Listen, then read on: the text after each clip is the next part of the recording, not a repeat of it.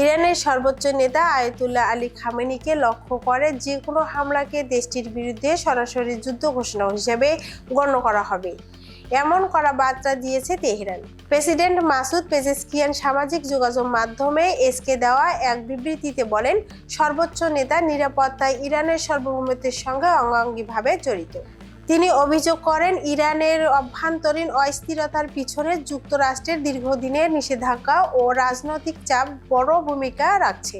এর মতে এসব নিষেধাজ্ঞার ফলে দেশটি তীব্র অর্থনৈতিক সংকটে পড়ছে, বেড়েছে মূল্যস্ফীতি, কমেছে মুদ্রার মান, যার সরাসরি প্রভাব পড়েছে সাধারণ মানুষের জীবনে।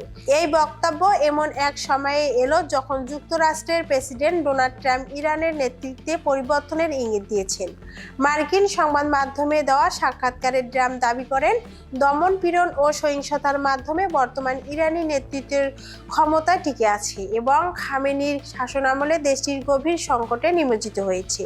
এদিকে গত বছরের শেষ দিক থেকে শুরু হওয়া অর্থনৈতিক অসন্তোষ ধীরে ধীরে সরকার বিরোধী আন্দোলন রূপে নিচ্ছে। পরিস্থিতি নিয়ন্ত্রণে রাখতে ইরান সরকার ইন্টারনেট ও মোবাইল যোগাযোগ সীমিত করে। তবে পর্যবেক্ষককারী সংস্থা নেটব্লকস জানিয়েছে, রোববার থেকে কিছু অনলাইন সেবায় আংশিক প্রবেশাধিকার পুনরুদ্ধার করা হয়েছে। আন্তর্জাতিক সংবাদ মাধ্যমের তথ্যমতে চলমান সংঘর্ষে বিপুল প্রাণহানির ঘটনা ঘটেছে।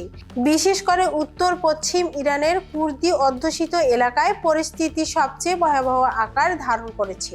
সরকার দাবি করেছে, এই সহিংসতার পিছনে বিদেশি শক্তি ও ইসরায়েলের সংশ্লিষ্ট গোষ্ঠীগুলোর মদত রয়েছে, যা তারা জাতীয় নিরাপত্তার জন্য হুমকি হিসেবে দেখছে।